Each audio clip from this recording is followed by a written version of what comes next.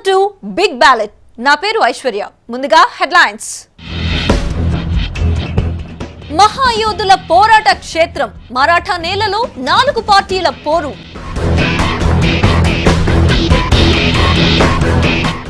తాయిలాల హామీల్లో కనిపించని సైన్స్, మేనిఫెస్టోలో మిస్ అవుతున్న టెక్నాలజీ. కాషాయ దళంలో మరో వివాదాల కేంద్రం, యూపీలో కీలకంగా మారిన అమిత్ షా. మాకు పిల్లనిస్తేనే మీకు ఓటు, హర్యానాలో బ్రహ్మచారుల డిమాండ్.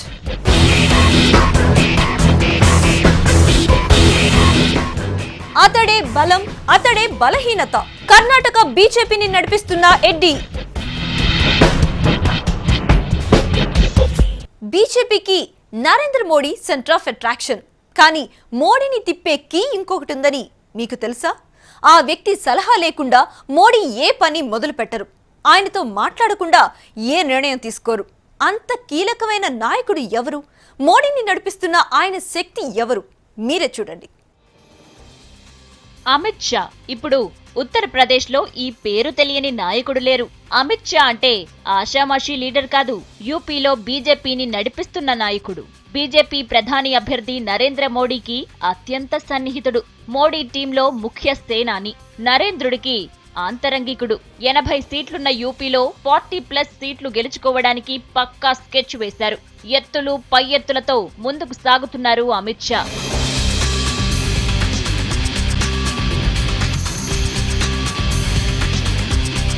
సొంత రాష్ట్రం గుజరాత్ నుంచి లోక్సభ బరిలోకి దిగాలని ఫిక్స్ అయిన నరేంద్ర మోడీ బుర్రలోకి వారణాసి పేరును ఎక్కించింది ఎవరో కాదు, అమిత్ షానే. వారణాసి నుంచి పోటీ చేస్తే ఆ ప్రభావం యూపీ మొత్తం పైన పడుతుందని, ఫలితంగా మెజారిటీ సీట్లు బీజేపీ బుట్టలో పడతాయని కొత్త థియరీ కనిపెట్టారు అమిత్ షా. కనిపెట్టడమే కాదు, మోడీని కన్విన్స్ చేశారు. దీంతో పాటు బీహార్, జార్ఖండ్ లోనూ నమో ఎఫెక్ట్ ఉంటుందనేది షా మాస్టర్ ప్లాన్. సీనియర్ల నుంచి అభ్యంతరాలు వచ్చినా పట్టించుకోకుండా నరేంద్ర మోడీకి వారణాసి సీటును అప్పగించడంలో వ్యూహాత్మకంగా వ్యవహరించారు. అందులో సక్సెస్ అయ్యారు.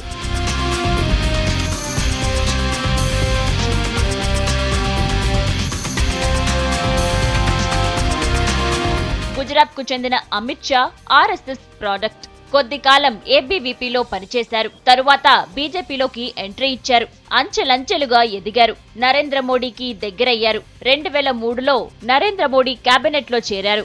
1 కాదు 2 కాదు 10 శాఖల బాధ్యతలను అమిత్ కు అప్పగించారు నరేంద్ర మోడీ. చాలా తక్కువ సమయంలోనే మోడీ కుడి భుజంలా మారిపోయారు. మోడీ కేబినెట్ లో నెంబర్ 2 అయ్యారు.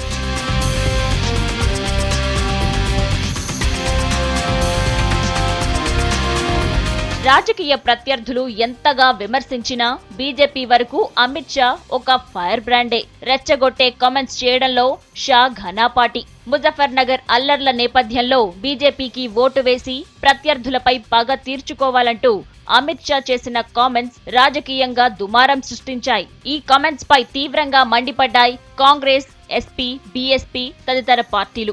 ఎన్నికల సంఘానికి ఫిర్యాదు కూడా చేశాయి. ఫిర్యాదును స్వీకరించిన ఎన్నికల సంఘం అమిత్ షాపై కొరడా ఝులిపించింది. ఉత్తరప్రదేశ్ లో జరిగే ఎలాంటి బహిరంగ సభల్లోనూ ప్రసంగించడానికి వీల్లేదంటూ నిషేధం ప్రకటించింది.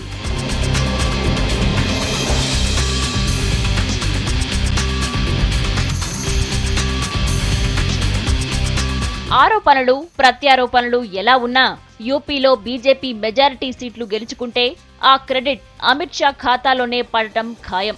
మోడీ అండదండలతో హస్తనలో చక్రం తిప్పాలని ఆశిస్తున్నారు అమిత్. ఆయన ఆశలు ఏ మేరకు నెరవేరుతాయో వేచి చూడాల్సిందే. ఆయన మాజీ ముఖ్యమంత్రి. హైకమాండ్ పై అలిగి పార్టీకి గుడ్ బై కొట్టారు. సొంత కుంపటి పెట్టుకున్నారు. ఆ పార్టీని ముంచారు. సొంత పార్టీని ముంచేసుకున్నారు. మళ్లీ సొంత గూటి నుంచి ఆహ్వానం రాగానే గృహప్రవేశం చేశారు. కర్ణాటకలో బీజేపీని నడిపిస్తున్న మాజీ సీఎం యడ్యూరప్పపై స్పెషల్ స్టోరీ. యడ్యూరప్ప కర్ణాటక బీజేపీలో బలమైన నాయకుడు. దక్షిణ భారతదేశంలో తొలిసారి బీజేపీని అధికారంలోకి తీసుకొచ్చిన లీడర్. 70ల్లో శికారిపుర మున్సిపల్ చైర్మన్ గా ఉన్న యడ్యూరప్ప బీజేపీలో అంచెలంచెలుగా ఎదిగారు. 2008లో కర్ణాటక 19వ ముఖ్యమంత్రి అయ్యారు.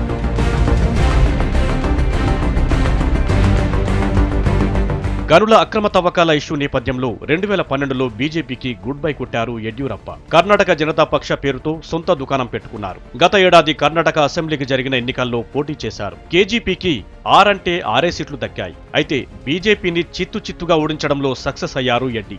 బీజేపీ హైకమాండ్ కు తన సత్తా చాటారు. దీంతో కమలం పెద్దలకు దిమ్మ తిరిగింది. నరేంద్ర మోడీ, అరుణ్ జైట్లీ లాంటి వాళ్లు సముదాయించడంతో ఈ ఏడాది జనవరిలో కర్ణాటక జనతా పక్షను బీజేపీలో విలీనం చేశారు. స్వగృహ ప్రవేశం చేశారు. సొంత గూటికి చేరిన యడ్డీకి లోక్సభ ఎన్నికల అభ్యర్థుల ఎంపిక అధికారాన్ని కట్టబెట్టింది బీజేపీ హైకమాండ్.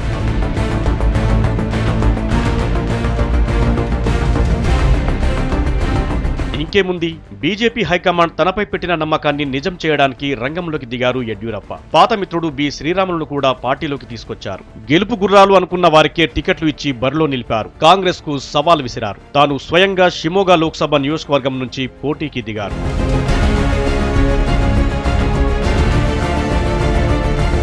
సిద్ధరామయ్య సర్కార్ వైఫల్యాలనే ప్రధాన అస్త్రాలుగా చేసుకుని ప్రచారం చేస్తున్నారు యడ్యూరప్ప. కర్ణాటకలో బలమైన సామాజిక వర్గమైన లింగాయతులు యడ్డీకి అండగా నిలిచారు. వీటన్నిటికీ తోడు నరేంద్ర మోడీ చరిస్మాపై కొండంత ఆశలు పెట్టుకున్నారు యడ్డీ. మొత్తం 28 లోక్సభ సెగ్మెంట్లలో 20 అయినా గెలుచుకోవడానికి పక్కా ప్లాన్ వేశారు.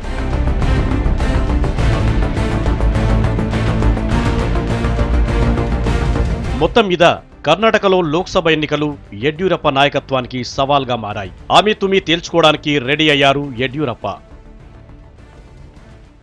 రాకెట్లు వేస్తున్నాం, టెక్నాలజీతో దున్నేస్తున్నామంటూ మన నాయకులు ప్రసంగాలు ఇవ్వడం చూస్తున్నాం. కానీ పార్టీల మేనిఫెస్టోలో చీప్ హామీలు తప్ప సైన్స్ అండ్ టెక్నాలజీ కనిపించదు. సైన్స్ అంటే ఎందుకింత నిర్లక్ష్యం? సాంకేతిక రంగం ఓట్లు రాల్చేది కాకపోవడమే కారణమా? రుణాల మాఫీ, ఇంటికో ఉద్యోగం, వ్యవసాయానికి ప్రోత్సాహం. ఏ పార్టీ ఎన్నికల ప్రణాళికలో చూసినా అటూ ఇటూగా ఇవే అంశాలు కనిపిస్తాయి. జనాకర్షక పథకాలకే అన్ని పార్టీలు మేనిఫెస్టోల్లో పెద్దపీట వేస్తున్నాయి. దేశ అభివృద్ధికి కీలకమైన సైన్స్ అండ్ టెక్నాలజీ మాత్రం ఏ పార్టీ మేనిఫెస్టోలోనూ కాగడా పెట్టి వెతికినా కనిపించదు.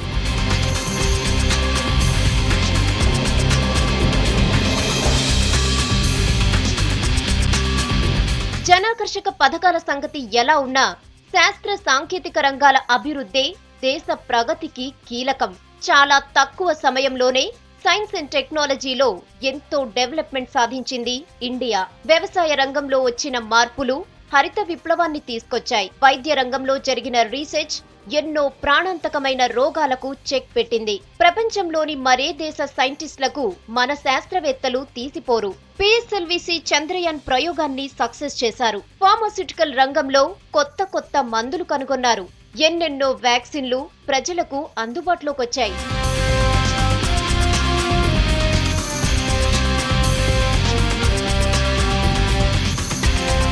అయితే మన పాలకులకు శాస్త్ర సాంకేతిక రంగాలపై సరైన అవగాహన లేదు. బడ్జెట్లో సైన్స్ అండ్ టెక్నాలజీకి పరిశోధనలకు కేటాయిస్తున్నది చాలా తక్కువ అమౌంట్. తమకున్న చాలని వనరులతోనే అద్భుతాలు సృష్టిస్తున్నారు మన సైంటిస్టులు. లేటెస్ట్ గా సైన్స్ అండ్ టెక్నాలజీ రంగానికి ఇస్తున్న ఫండ్స్ లో 30% కోత విధించింది సర్కార్. సైన్స్ కాంగ్రెస్ అంటూ సభలు పెట్టి హడావిడి చేస్తున్నారు. కానీ నిధులు ఇచ్చేటప్పుడు మాత్రం మొండి చేయ చూపుతోంది సర్కార్.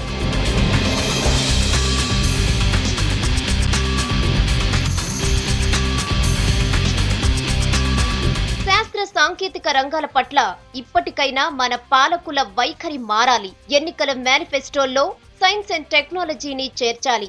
ఊరికే చేర్చడమే కాదు, పెద్దపీట వేయాలి.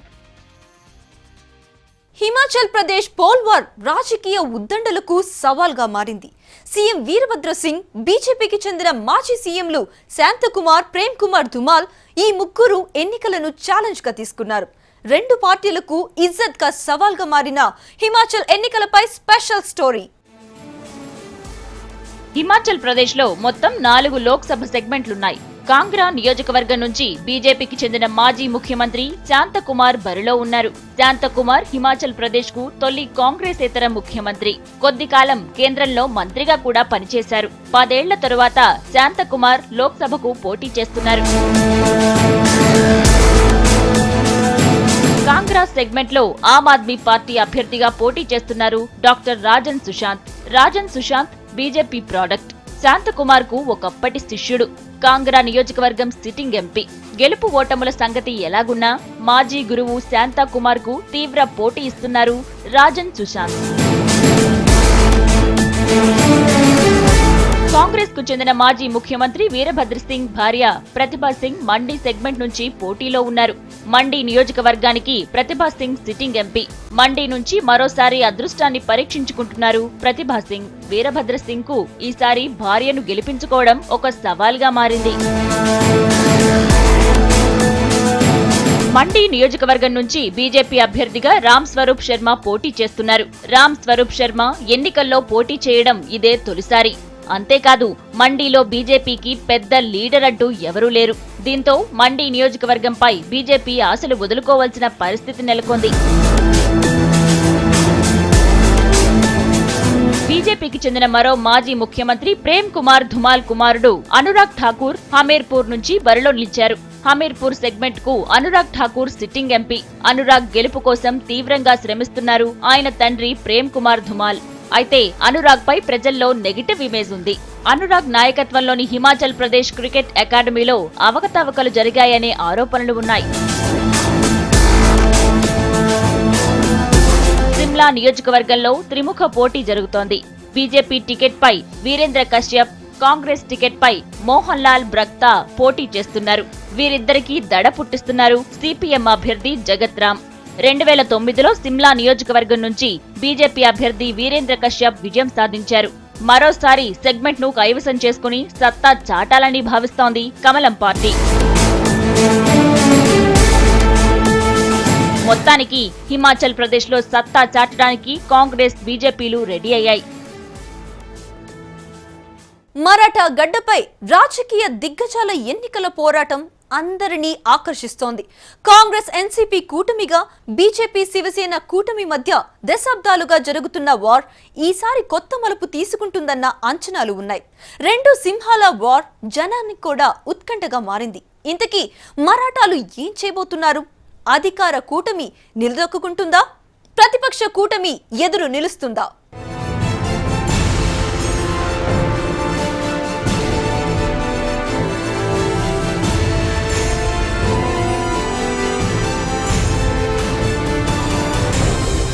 దేశంలో ఉత్తరప్రదేశ్ తరువాత ఎక్కువ లోక్సభ నియోజకవర్గాలు ఉన్నది మహారాష్ట్రలోనే. ఇక్కడ మొత్తం 48 లోక్సభ సెగ్మెంట్లున్నాయి. మెజార్టీ నియోజకవర్గాల్లో ముఖాముఖి పోటీలే జరుగుతున్నాయి. 15 ఏళ్ల నుంచి కాంగ్రెస్ ఎన్సీపీలు అలయన్స్ కుదుర్చుకుని మహారాష్ట్ర పాలిటిక్స్ ను శాసిస్తున్నాయి. 2009 ఎన్నికల్లో కాంగ్రెస్ ఎన్సీపీ కూటమి 25 సీట్లు గెలుచుకుంది. మహారాష్ట్రపై మొదటి నుంచి కాంగ్రెస్ ఆధిపత్యం ఉంది. 1995లో ఒక టర్మ్ బీజేపీ శివసేన కూటమి సర్కార్ ఏర్పాటు చేసింది. ఇది మినహా కాంగ్రెస్ లేదా ఆ పార్టీ నుంచి చీలిపోయిన పార్టీలే మహారాష్ట్రలో చక్రం తిప్పాయి.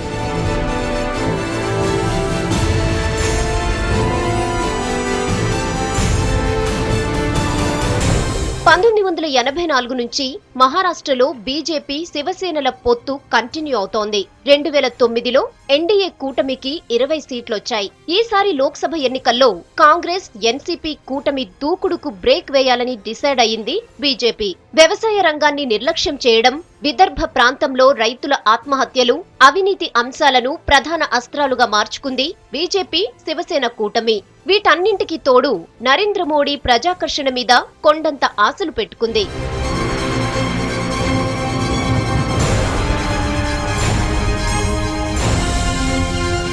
ఇవన్నీ ఇలా ఉంటే శివసేనతో పొత్తు పెట్టుకున్న బీజేపీ తెరచాటు నుంచి మహారాష్ట్ర నవనిర్మాణ సేనతో దోస్తీ చేస్తోంది. దీంతో బీజేపీ శివసేన కూటమిలో గొడవలు ప్రారంభమయ్యాయి. శివసేన తమ కోసం మనస్ఫూర్తిగా పనిచేయబోదన్న అనుమానాలు బీజేపీ అభ్యర్థుల్లో నెలకొన్నాయి. నరేంద్ర మోడీ అభివృద్ధి నినాదం మహారాష్ట్రలో పనిచేయడం లేదు. కారణం పొరుగునే ఉన్న గుజరాత్ కన్నా మహారాష్ట్ర అభివృద్ధిలో ముందు ఉండటమే. కేవలం పృథ్వీరాజ్ చౌహాన్ సర్కార్ ఫెయిల్యూర్స్ నే అస్త్రాలుగా చేసుకోవాల్సిన పరిస్థితి నెలకొంది బీజేపీ శివసేన కూటమికి. మొత్తం మీద మహారాష్ట్రలో సత్తా చాటడానికి కాంగ్రెస్ ఎన్సీపీ కూటమి ప్రయత్నిస్తుంటే, పరువు నిలుపుకోవడానికి బీజేపీ శివసేన కూటమి శ్రమిస్తోంది. నీలగిరి ప్రకృతి అందాలకు పుట్టినిల్లు. నీలగిరి అంటే టీ ఎస్టేట్లు, లోయలు గుర్తొస్తాయి. కానీ దీనికి మరో ప్రత్యేకత కూడా ఉంది. 2G స్కామ్లో జైలు పాలైన కేంద్ర మాజీ మంత్రి రాజా ఇక్కడ బరిలో ఉన్నారు. కేసులో ఉన్న ఆయన గట్టెక్కుతారా? నీలగిరి జనం ఏమనుకుంటున్నారు? సెగ్మెంట్ రిపోర్ట్లో ఇప్పుడు చూద్దాం. నీలగిరి దేశంలో ఇప్పుడు అందరినీ ఆకట్టుకుంటున్న లోక్సభ నియోజకవర్గం. కుంభకోణం అనగానే ఈ మధ్య ఎవరికైనా ఠక్కున గుర్తుకు వచ్చేది 2G. ఆ తర్వాత కేంద్ర మాజీ మంత్రి రాజా. అంతగా అన్పాపులర్ అయ్యారు రాజా. వేలాది కోట్ల రూపాయల అవినీతికి చిరునామాగా మారారు. 2G స్కామ్లో జైలు పాలయ్యారు. అంతగా వివాదాస్పదుడైన రాజా డిఎంకే టికెట్పై నీలగిరి నియోజకవర్గం నుంచి అదృష్టాన్ని పరీక్షించుకుంటున్నారు.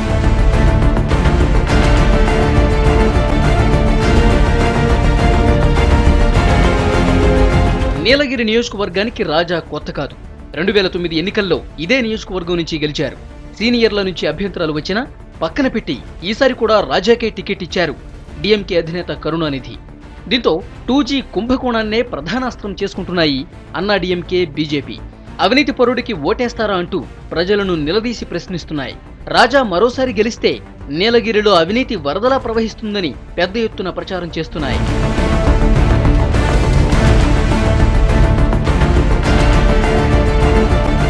కుంభకోణాన్ని రాజకీయ ప్రత్యర్థులు ఎంతగా టార్గెట్ చేసుకున్నా పట్టించుకోవటం లేదు స్థానికులు.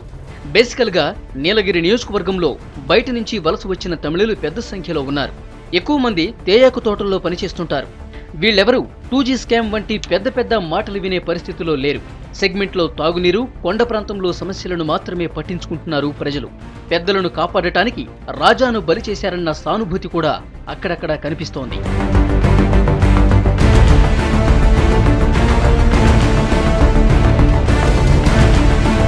తనపై వచ్చిన అవినీతి ఆరోపణలను సమర్థవంతంగా తిప్పికొడుతున్నారు డిఎంకే అభ్యర్థి రాజా.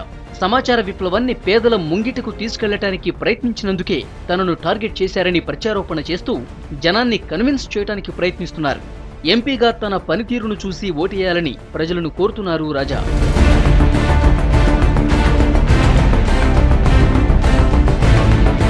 అన్నా డిఎంకే టికెట్పై గోపాలకృష్ణన్ పోటీకి దిగారు. రాజాను ఓడించడానికి అన్నా డిఎంకే తీవ్రంగా ప్రయత్నిస్తోంది.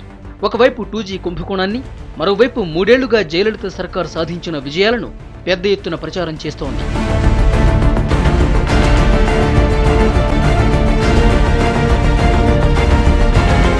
కాంగ్రెస్ అభ్యర్థిగా పి గాంధీ బరిలో నిలిచారు. మద్దతు ధర పెంచటమే తన లక్ష్యమంటూ తేయాకు కార్మికులను ఆకట్టుకోవటానికి ప్రయత్నిస్తున్నారు. ఎంతమంది బరిలో ఉన్నా డిఎంకే, అన్నా డిఎంకే మధ్యే ప్రధాన పోటీ నెలకొంది. ప్రజల తీర్పు తనకు అనుకూలంగా ఉంటుందన్న ధీమాతో ఉన్నారు కేంద్ర మాజీ మంత్రి రాజా. హెడ్లైన్స్ మరోసారి. మహాయోధుల పోరాట క్షేత్రం మరాఠా నేలలో 4 పార్టీల పోరు.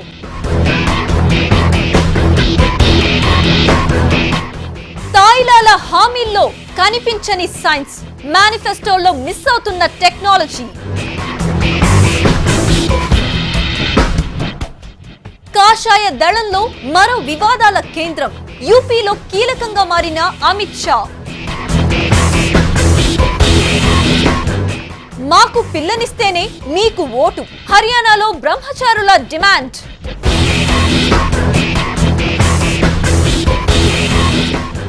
అతడే బలం, అతడే బలహీనత. కర్ణాటక బీజేపీని నడిపిస్తున్న ఎడ్డీ. ఇది ఇవాల్టి big ballot. Stay tuned to V6, ప్రతి దృశ్యం ప్రజల పక్షం.